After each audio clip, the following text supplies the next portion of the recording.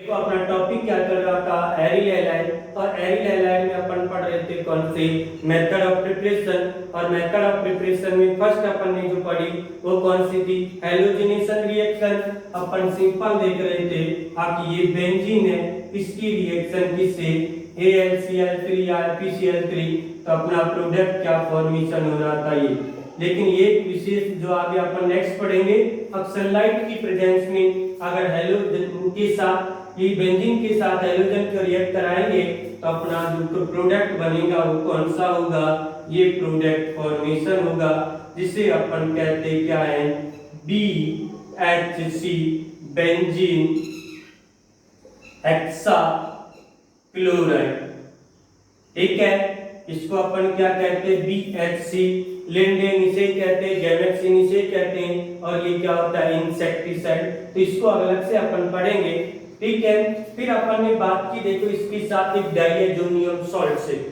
ठीक है, एक रोस्टिंग प्रोसेस और अपन ने बताया था, ये जो प्रोसेस है वो कौन सा है, इंडस्ट्रियल मेथड है, जिसमें अपन क्या ले रहे थे, अब ये बेंजीन HCl और क्या ले रहे थे, O2, और किसके साथ, क्लोराइड की प्रेजेंस में, तो क्या फॉर्मेशन हो रहा था, क्लोरोबेंजीन। कौन सा हो रहा था, क्लोरोबेंजीन। ये कौन सा है, इंडस्ट्रियल मेथड है भैया। कौन सा है, इंडस्ट्रियल।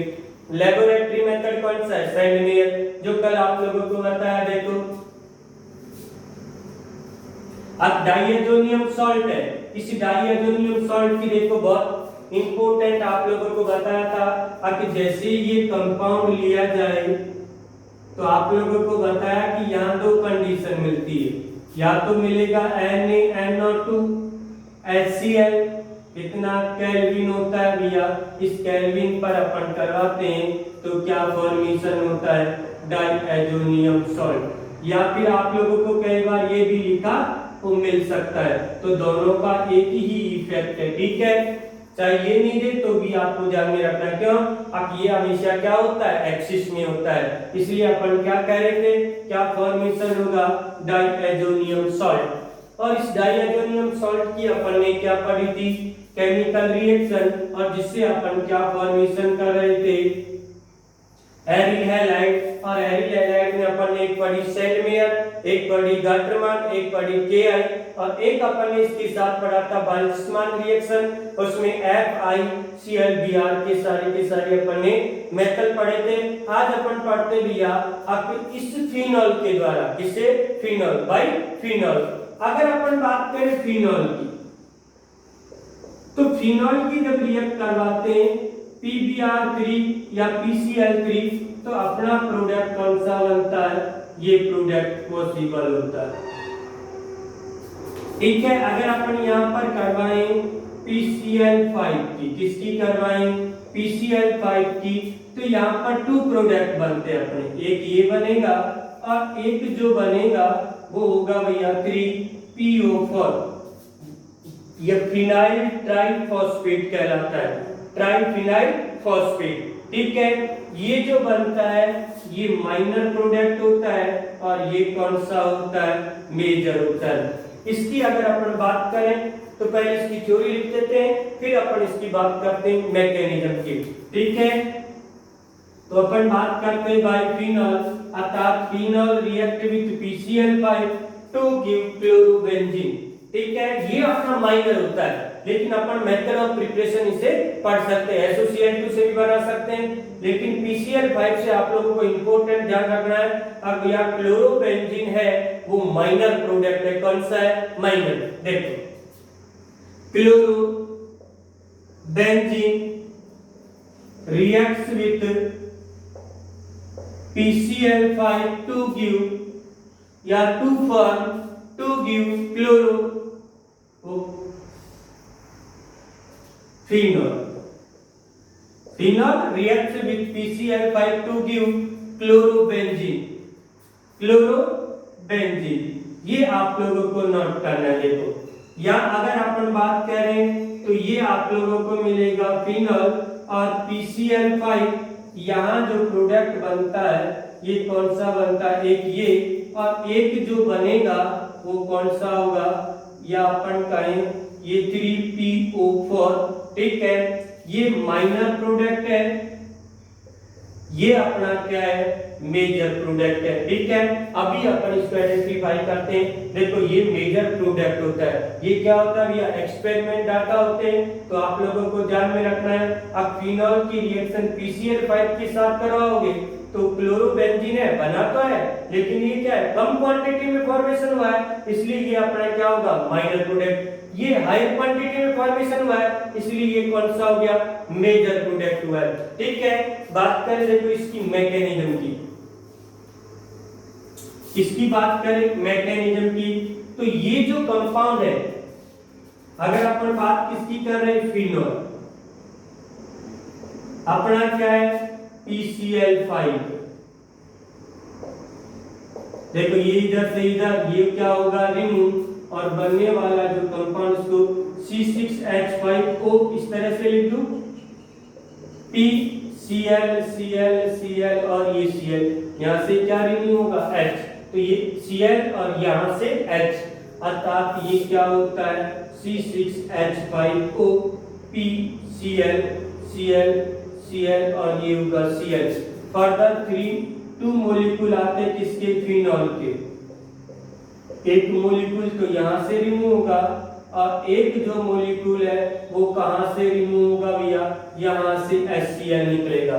ठीक है, और ये कंपाउंड किस में कन्वर्ट होता है O P O, इसके साथ अपना क्या है ये बेंजीन है, O इसके साथ ये अपने क्या है बेंजीन, ये Cl और ये Cl। यहां से फिर अगले जो स्टेप है उसमें कौन रिएक्ट करता है H2O के मॉलिक्यूल,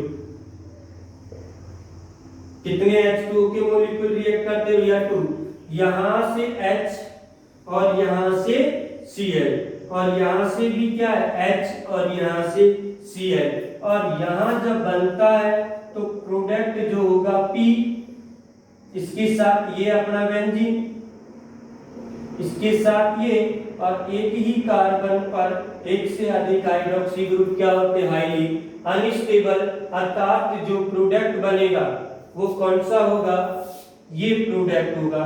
पहले इसको नोट करो फिर मैं लिखता हूं। देखो अपना क्या है कि ये कंपाउंड है, पहले यहाँ न्यूक्लियोफिलिक सब्स्टिट्यूशन, यहाँ से H और Cl, फिर फर्दर फिनॉल आता है, यहाँ से H और Cl H और Cl। ठीक है, फिर ये रिएक्ट करता है और यहाँ से ये रिएक्ट होने के बाद ये प्रोडक्ट मेजर बन जाता है, क्योंकि यहाँ एक प्रोडक्ट जो अपन बात करेंगे उसकी आगे करेंगे। देखो नोट कर लिया। अब बात करें जो यहाँ से ये प्रोडक्ट बना है, ये क्या हो जाता है डिकम्पोज, और जब डिकम्पोज होगा तो ये किसमें कन्वर्ट होगा, ये कन्वर्ट हो जाता है भैया इस कंपाउंड में। तो ये प्रोडक्ट अपना क्या होता है मेजर प्रोडक्ट होता है, और ये जो प्रोडक्ट बना अपना कौन सा ये प्रोडक्ट भाई POCl3 था और HCl, तो ये माइनर प्रोडक्ट होता है, और ये कौन सा होता है मेजर प्रोडक्ट होता है। ठीक है, यहाँ पर ये मैकेनिज्म होने के कारण देखो एक्सपेरिमेंट डाटा में जब रिसर्च होती है तो एक्सपेरिमेंट किए जाते हैं, उसके अकॉर्डिंग IR NMR से इसकी स्ट्रक्चर आइडेंटिफाई की जाती है। तो ये मेजर प्रोडक्ट क्योंकि हाई क्वांटिटी में मिलता है और ये क्या मिलता है लोअर क्वांटिटी में, इसलिए मेजर प्रोडक्ट कौन सा होगा ये फॉर्मेशन होगा, और ये प्रोडक्ट कौन सा होगा माइनर प्रोडक्ट होगा। इसलिए SOCl2 की बात की जाए तो वहां से भी फिनॉल फॉर्मेशन हो सकता है, लेकिन वो क्या होता है बहुत कम मात्रा में बनता है। फिर अपन बात करें इसकी फिजिकल प्रॉपर्टी की, किसकी बात करें फिजिकल प्रॉपर्टी की। देखो फिजिकल प्रॉपर्टी की बात करें तो आप लोगों को पता है कि यहाँ जो ये है हैलाइड, अपन बात करें कि जो क्लोरोबेंजीन होता है ये तो होता है लिक्विड, और बात करें आयोडाइड तो ये क्या होता है सॉलिड होता है। तो ये अपन कह सकते हैं aryl halide liquid and solid state में प्रेजेंट होते हैं, लिक्विड एंड सॉलिड स्टेट में। सेकंड बात करें अपन तो यहाँ पर अगर अपन देखें तो अगर एक Cl है एक Br और एक आयोडाइड, तो अप टू डाउन जाने पर हमेशा इनका बॉइलिंग पॉइंट और मेल्टिंग पॉइंट क्या होगा इंक्रीज होगा। ठीक है, क्या होगा इंक्रीज होगा। थर्ड अगर बात करें तो यहाँ पर इनकी अगर अपन देखें डाइपोल मोमेंट, क्या आइडेंटिफाई करें, डाइपोल मोमेंट। जब डाइपोल मोमेंट की बात करें, देखो एक एलिफेटिक है, सपोज करो एक कंपाउंड ये है और एक कंपाउंड कौन सा है अपना, ये कंपाउंड है। यहां पर ये कंपाउंड क्या करता है, देखो कार्बन से Cl की इलेक्ट्रोनेगेटिविटी हाई है, तो इस पे पार्शियली नेगेटिव चार्ज है, इस पर क्या है पार्शियली पॉजिटिव। यहां पर भी पार्शियली नेगेटिव और यहां पर पार्शियली पॉजिटिव, अर्थात क्या है डाइपोल है, क्या है डाइपोल, और ये भी क्या है डाइपोल। लेकिन एक एलिफेटिक हो और एक कौन सा हो एरोमेटिक, तो एलिफेटिक का डाइपोल मोमेंट हमेशा हाई होगा कंपेयर टू एरोमेटिक से। रीजन क्या होता है कि ये इसके साथ जब रेजोनेंस करेगा, जब रेजोनेंस होगा तो यहाँ पर पार्शियली डबल बॉन्ड कैरेक्टर आएगा, और जैसे ही पार्शियली डबल बॉन्ड कैरेक्टर आएगा तो यहाँ कार्बन और Cl की डिस्टेंस क्या हो जाएगी, डिक्रीज, और डिस्टेंस डिक्रीज होगी तो डाइपोल मोमेंट भी क्या होगा, डिक्रीज, अर्थात म्यू इनटू क्या होता है डी, तो यहाँ पर डी क्या हो जाता है डिक्रीज, इसलिए डाइपोल मोमेंट किसका हाई होता है, इस कंपाउंड का होता है, ठीक है, नोट करो।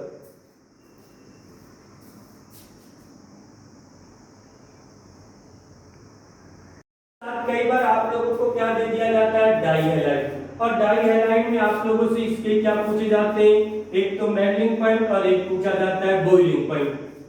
देखो अगर डाई हैलाइड की बात करें तो यहाँ पर डाई हैलाइड का हमेशा बॉइलिंग पॉइंट क्या रहता है, सेम रहता है, बॉइलिंग क्या पॉइंट क्या रहता है, सेम, इक्वल सा रहता है, सेम का मतलब इक्वल। देखो इसकी अगर अपन बात करें बॉइलिंग पॉइंट की, ठीक है, बॉइलिंग पॉइंट खतरनाक, तो इसका क्या होता है 453 केल्विन होता है, इसका 446 केल्विन होगा, इसका 448 केल्विन के इक्वल होता है, अर्थात यहाँ पर इनका क्या होगा, बॉइलिंग पॉइंट इक्वल सा होता है। लेकिन मेल्टिंग पॉइंट की बात करें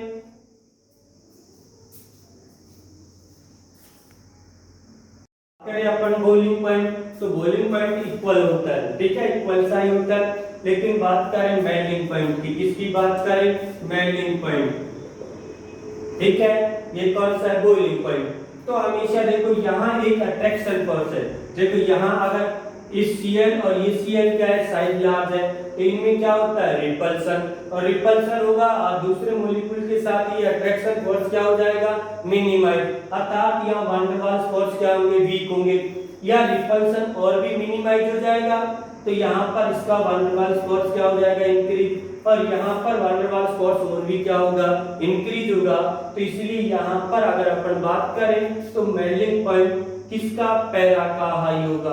अगर बात करें मेल्टिंग पॉइंट की तो ये ऑर्थो है, ये पैरा है, और ये कौन सा है, मेटा, अर्थात जब बात आएगी किसकी, मेल्टिंग पॉइंट की, तो हमेशा किसका होगा, इसका। रीजन क्या है, अब यहाँ पर वैन डर वाल्स फोर्स क्या है, हाई है, और यहाँ पर वैन डर वाल्स फोर्स लो है, और यहाँ पर वैन डर वाल्स फोर्स और भी लो हो गए, इस कारण से इसका, ये तो अपन ने किसका देखा था, केवल बॉइलिंग पॉइंट का। बात करते हैं मेल्टिंग पॉइंट, मेल्टिंग पॉइंट का ऑर्डर ये होता है। फिर अपन बात करें इनका डाइपोल मोमेंट की, म्यू इनटू डी। देखो अपन क्या कहते हैं, यहाँ जो डायरेक्शन होगी वो ये होगी, यहाँ पर डायरेक्शन जो है ये होगी, और यहाँ डायरेक्शन क्या है, ये है। तो यहाँ पर अगर अपन बात करें तो ये अपने एक दूसरे की वैल्यू को क्या कर देंगे, कैंसिल, अर्थात जैसे ही ट्रांस बनेगा तो यहाँ पर इनका जो चार्ज सेपरेशन एक दूसरे के साथ क्या हो जाएगा, कैंसिल, इसलिए इसका डाइपोल मोमेंट क्या होता है, लो। अगर डाइपोल मोमेंट की बात आएगी तो डाइपोल मोमेंट किसका हाई होगा, इस कंपाउंड का डाइपोल मोमेंट हाई है, फिर इसका फिर क्या होगा, इसका। अब बात करें इसकी केमिकल प्रॉपर्टी की, इसकी बात करें केमिकल प्रॉपर्टी की, देखो केमिकल प्रॉपर्टी,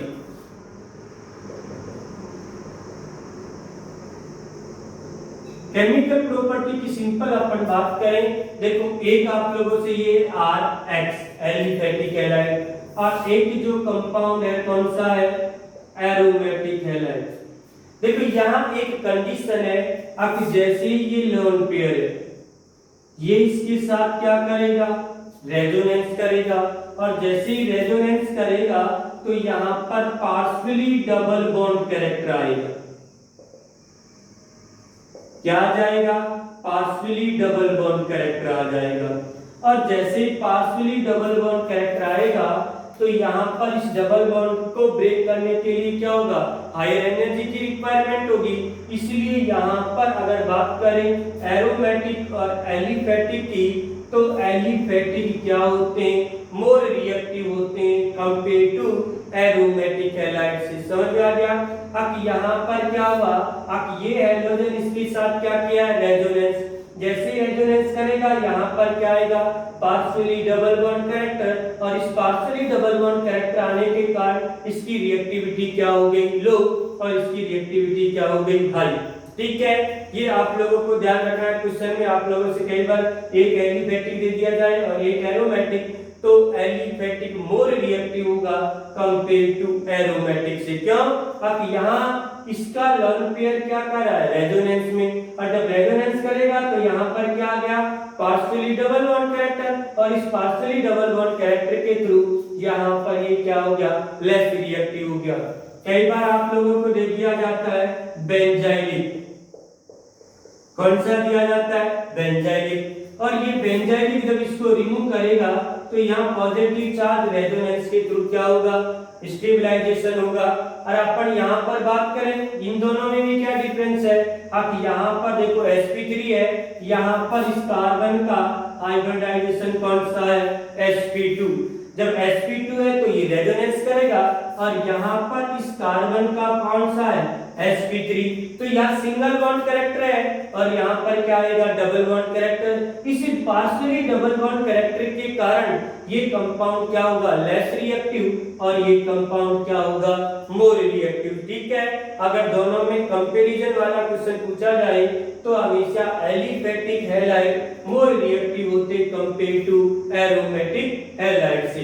कब बनाते इसकी रेजोनेटिक स्ट्रक्चर, कौन सी बनाते हैं, रेजोनेटिक स्ट्रक्चर। ठीक है, अब केमिकल प्रॉपर्टी में पहली कंडीशन समझ में आई।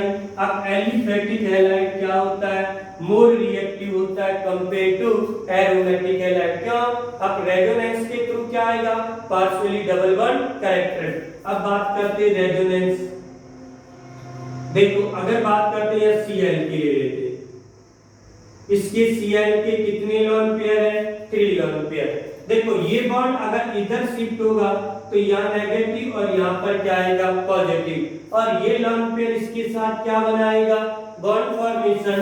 अर्थात अपन बात करें तो बेस्ट कंडीशन की अगर देखें तो यहाँ नेगेटिव, इसके साथ ये क्या आ गया, डबल बॉन्ड कैरेक्टर आ गया। अब देखो ऑर्थो पर कौन सा चार्ज आ गया, नेगेटिव चार्ज। अब देखो ये इधर से इधर, तो ये किधर शिफ्ट होगा, इधर, और जैसे ही शिफ्ट होगा तो यहाँ पर क्या आएगा, नेगेटिव चार्ज, और यहाँ पर क्या रहेगा, पॉजिटिव चार्ज। ये दोनों पे रहेंगे। फिर अपन बात करें कि इसको अगर इधर शिफ्ट करना है तो यहाँ पर क्या रहेगा, ये कंडीशन रहेगी, यहाँ पर नेगेटिव चार्ज रहेगा। अब ये इधर से इधर, ये यहाँ से यहाँ, अर्थात जो स्ट्रक्चर बनेगी वो कौन सी होगी, ये होगी। तो यहाँ पर अपन इसकी रेजोनेटिक स्ट्रक्चर से एक बात आइडेंटिफाई कर सकते हैं। अब इसकी ऑर्थो, पैरा और ऑर्थो पे कौन सा चार्ज आ रहा है, नेगेटिव चार्ज। अगर इलेक्ट्रोफिलिक सब्स्टिट्यूशन के लिए ये क्लोरोबेंजीन या एसिल हैलाइड हमेशा ऑर्थो पैरा डायरेक्टिंग होते हैं, लेकिन डीएक्टिवेटिंग ग्रुप होता है। क्यों, अब इसके आउटर मोस्ट सेगमेंट्स कितने होते हैं, 7, और ये एक इलेक्ट्रॉन लेने की टेंडेंसी रखता है। इसलिए अगर रिएक्टिविटी का जब ऑर्डर देखेंगे तो हैलोजन का Cl का कौन सा इफेक्ट लगाएंगे अपन, -I। लेकिन प्रोडक्ट के अकॉर्डिंग अपन जब बात करेंगे इलेक्ट्रोफिलिक सब्स्टिट्यूशन के लिए तो ये ऑर्थो पैरा डायरेक्टिंग होगा। कौन सा होगा, ऑर्थो पैरा। क्यों होगा, अब ऑर्थो एंड पैरा पर कौन सा चार्ज आ रहा है, नेगेटिव चार्ज आ रहा है, नोट करो।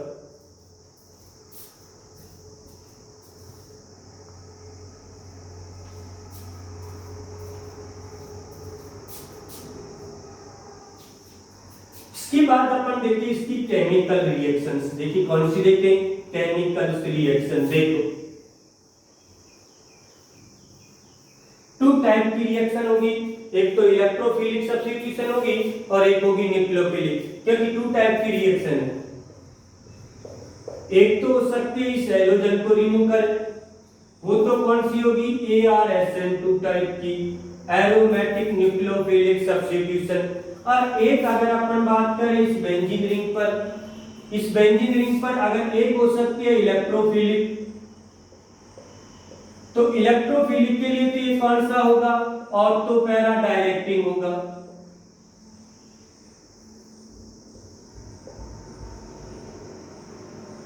कौन सा होगा, ऑर्थो पैरा। अगर न्यूक्लियोफिलिक सब्स्टिट्यूशन कराएंगे बेंजीन रिंग पे तो हमेशा कौन सी पोजीशन पे, मेटा डायरेक्टिंग होगा। कौन सा होगा, मेटा डायरेक्टिंग होगा। अगर ये हैलोजन रिमूव होता है तो ये कौन सी होगी, ArSN2। ठीक है, तो आप लोगों को ध्यान में रखना। देखो भैया जैसा दिया जाए उसके अकॉर्डिंग। तो पहले अपन बात कर लेते इसकी ArSN2 मैकेनिज्म की। देखो अगर ये अपन ने बहुत क्वेश्चन किए थे ArSN2 के, अब अपन को ये डिनोट करना है, इस हैलोजन को रिमूव करना है। क्या करना है, इस हैलोजन को रिमूव करना है। और यहाँ पर अपन देख रहे थे Z ग्रुप, तो इसकी ArSN2 की जब बात कर रहे थे अपन क्या ले रहे थे, ArSN2, तो रिएक्टिविटी -M -H -I, फिर सिंपल, फिर +HO+I, फिर +H, फिर +L होगा। ठीक है, इसके ऑर्डर के अकॉर्डिंग आप लोगों को इसकी रिएक्टिविटी शो करनी है। पहली कंडीशन तो जैसे दिया जाए, सपोज करो एक कंपाउंड आप लोगों को दिया जाए ये, और एक कंपाउंड दिया जाए ये, और एक कंपाउंड दिया जाए हमेशा ये, तो किसकी रिएक्टिविटी, देखो ये सिंपल हो गया, ये -M है या -I है, तो इसकी रिएक्टिविटी क्या हो जाएगी, फास्ट हो जाएगी। ठीक है, अब यहाँ पर अपना जो रिएक्टिविटी का क्वेश्चन तो यहाँ से डिनोट होता है। अब कई बार जो क्वेश्चन पूछा जाता है आपको, which of the following reaction not possible, अब कौन सी रिएक्शन है जो पॉसिबल नहीं है। देखो अगर आप लोगों को दिया जाए यहाँ पर ये कंडीशन, अगर ये आप लोगों को दिया जाए मान लो Cl और यहाँ दिया जाए NaOH और कुछ नहीं दे रखा, तो ये रिएक्शन रूम टेम्परेचर पर नॉट पॉसिबल है भैया। क्या है, नॉट पॉसिबल। ठीक है, क्यों है, क्योंकि यहाँ जब रेजोनेंस करता है ये कंपाउंड, तो यहाँ पर क्या आता है, पार्शियली डबल बॉन्ड कैरेक्टर आता है। इस पार्शियली डबल बॉन्ड कैरेक्टर को रिमूव करने के लिए क्या होगी, हाई एनर्जी की रिक्वायरमेंट होगी, और एनर्जी अपन किससे डिनोट करेंगे, टेम्परेचर से। तो अगर सिंपल दे रखा है तो यहाँ पर ये रिएक्शन पॉसिबल नहीं है। ठीक है, क्यों नहीं है, ये आप लोगों को समझ में आ गया। अब यहाँ क्या आता है, पार्शियली डबल बॉन्ड कैरेक्टर, और ये रूम टेम्परेचर पर क्या होगा, डबल बॉन्ड रिमूव नहीं होगा, अर्थात ये रिएक्शन पॉसिबल नहीं है।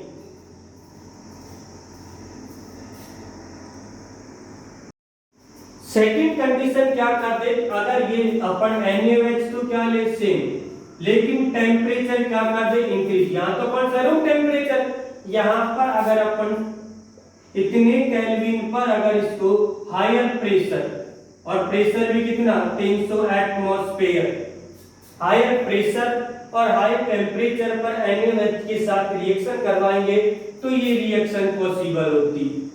क्या बनता है, सोडियम फिनॉक्साइड आयन, क्योंकि ये नेगेटिव इसको रिमूव करेगा और क्या आएगा OH, और बेसिक मीडियम है तो क्या जुड़ जाता है, सोडियम।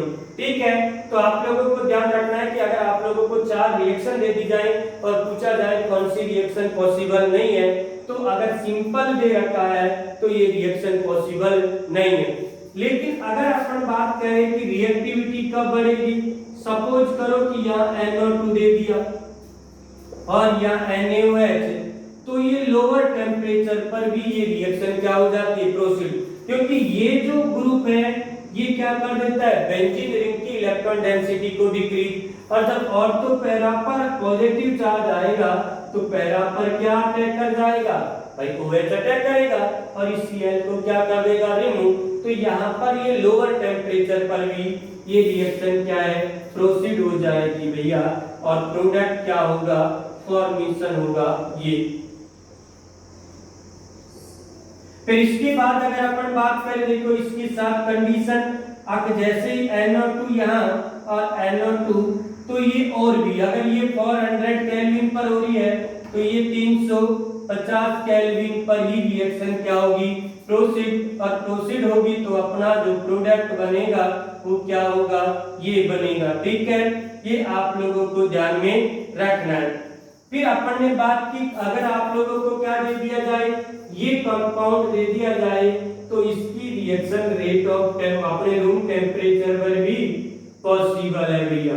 ठीक है, अर्थात रिएक्टिविटी का ऑर्डर पूछा जाए, अगर ये A है, ये B, ये C और ये क्या है, D, तो देखो यहाँ कोई इफेक्ट सिंपल है, या -m -m, तो 2 -m आते, रिएक्टिविटी क्या होगी, इंक्रीज। यहाँ पर कितनी -m आ गए, 3, अर्थात D की रिएक्टिविटी, फिर C, फिर B, फिर कौन सा होगा, A। ठीक है, इस टाइप से आप लोगों से क्वेश्चन भी डिनोट करवा सकता है भैया, नोट करो।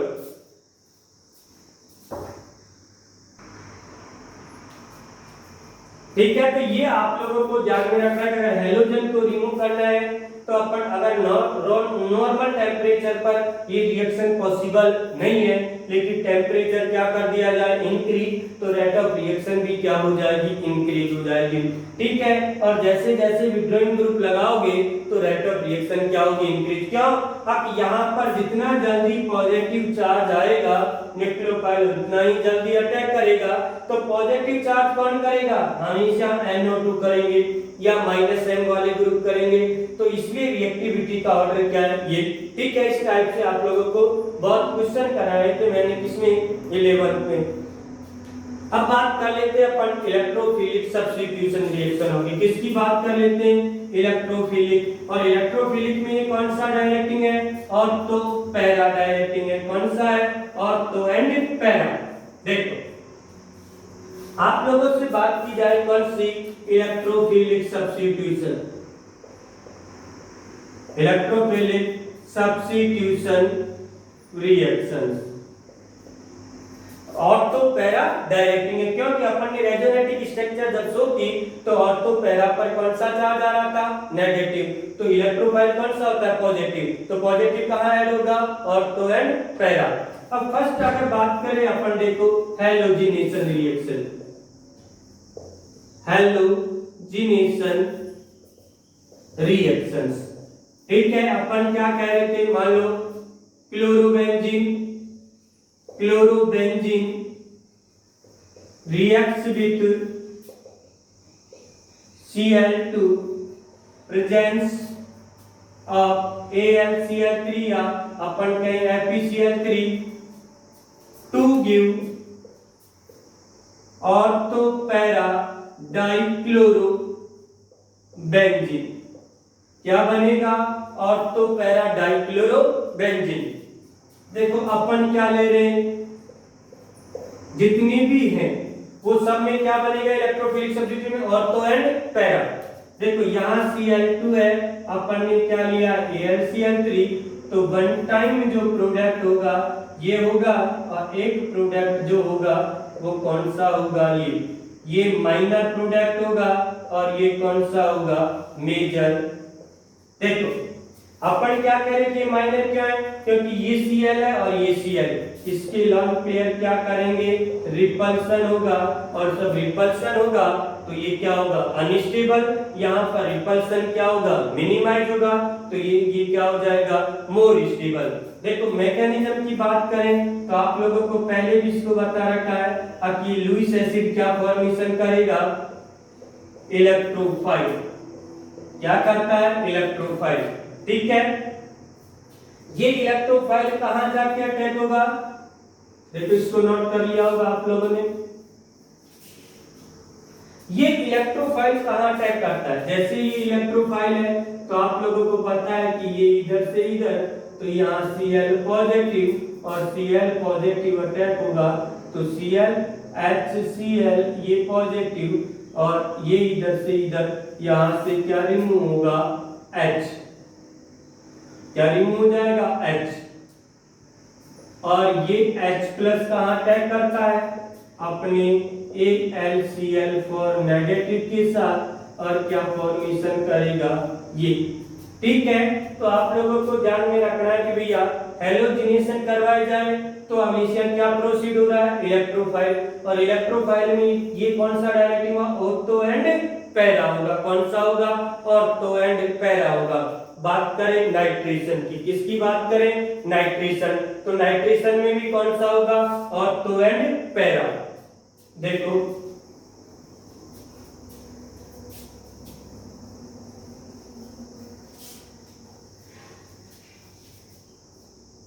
नाइट्रेशन, वही सेम कंडीशन अपन कहें chloro benzene reacts with HNO3 presence of H2SO4 to give ortho para chloro nitrophenol, वो क्या, नाइट्रोबेंजीन, क्या फॉर्मेशन होगा, नाइट्रोबेंजीन। देखो अपन क्या कह रहे हैं कि ये कंडीशन है, तो अपन क्या कह सकते हैं, Cl इसके साथ HNO3 और फिर क्या ले रहे हैं, H2SO4। तो आप लोगों को बताया कि यहाँ जो प्रोडक्ट बनेगा वो कौन सी जगह बनेगा, ऑर्थो एंड पैरा पर। अभी आप लोगों को आइडेंटिफाई किया था भैया, ये प्रोडक्ट कौन सा होगा, माइनर होगा, ये कौन सा होगा, मेजर। अब इसमें कई बार आप लोगों को पहले भी 11th में पढ़ा दिया, नाइट्रेशन बहुत इंपॉर्टेंट रिएक्शन है। HO डबल बॉन्ड O इसके साथ OH, HONO2। देखो ये किसकी तरह बिहेव करता है, एसिड, और ये किसकी तरह बिहेव करता है, बेस। तो ये क्या देता है, H+।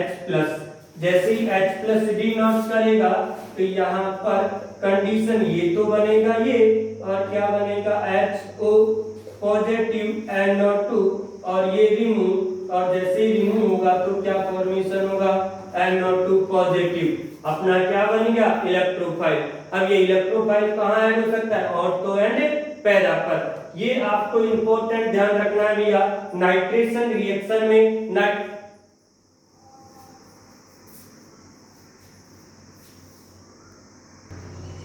तो बात करें अपन यहाँ पर क्या, नाइट्रेशन रिएक्शन, और नाइट्रेशन में क्या फॉर्मेशन हो रहा है, NO2, और NO2 कहाँ अटैक होगा, ऑर्थो एंड पैरा पर।